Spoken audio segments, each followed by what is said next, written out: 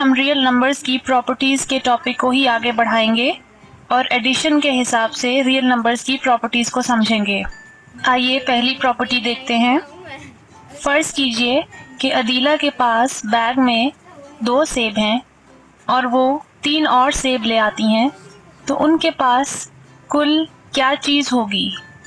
क्या उनके पास 5 पीच होंगे, 5 आम होंगे, 5 तरबूज होंगे या 5 स्ट्रॉबेरीज होंगी?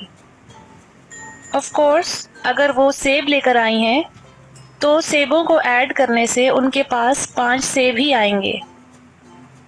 इसी प्रॉपर्टी को रियल नंबर्स के सिस्टम पे अप्लाई किया जा सकता है, यानी अगर हम रियल नंबर इस प्रॉपर्टी को क्लोजर प्रॉपर्टी कहा जाता है। अगली प्रॉपर्टी देखते हैं। फर्ज कीजिए कि आपके पास एक हरा सेब है और कोई आपको एक लाल सेब देता है, यानी आपके पास आखिर में एक हरा सेब और एक लाल सेब हो गए। अब हम इनकी तरतीब बदल देते हैं। फर्ज कीजिए कि आपके पास लाल सेब था और किसी ने आपको हरा सेब दे दिया। इसमें भी आखिर में आपके पास एक लाल सेब और एक हरा सेब मौजूद है, यानी दोनों तरीकों से आपके पास आखिर में एक ही चीज़ आती है। इस प्रॉपर्टी को रियल नंबर्स के सिस्टम पे अप्लाई किया जा सकता है, यानी अगर हम रियल नंबर ए में रियल नंबर बी ऐड करें तो वही रिजल्ट आएगा जो रियल नंबर बी में रियल नंबर को कम्यूटेटिव प्रॉपर्टी कहते हैं।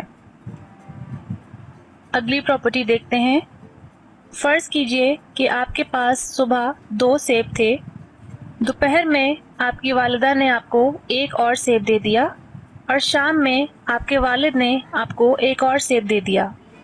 दिन के इख्तिताम पे आपके पास कितने सेब जमा हो गए? इसको हल करने के 2 तरीके हैं।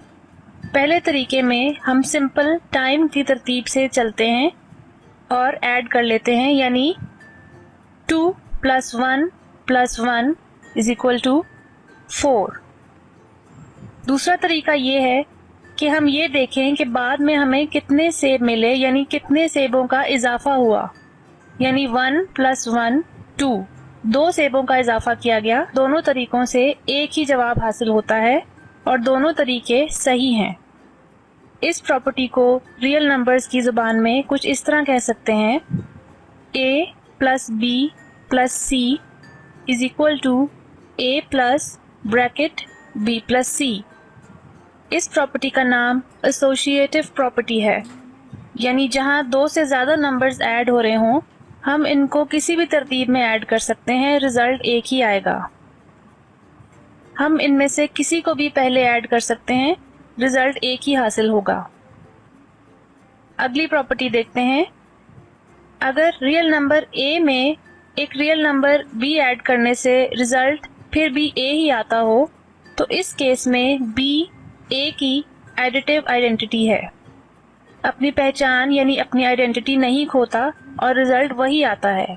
रियल नंबर्स के सिनेरियो में b हमेशा 0 होगा। अगली प्रॉपर्टी देखते हैं। अगर रियल नंबर a में रियल नंबर b को ऐड करने से रिजल्ट 0 आता हो, तो b a का एडिटिव इन्वर्स है।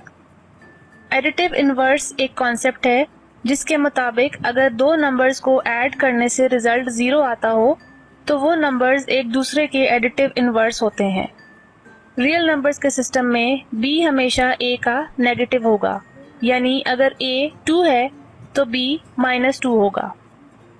इसके साथ ही हमारी एडिशन के लिहाज से रियल नंबर्स की प्रॉपर्टीज ख़त्म होती हैं। Thank you for watching the presentation.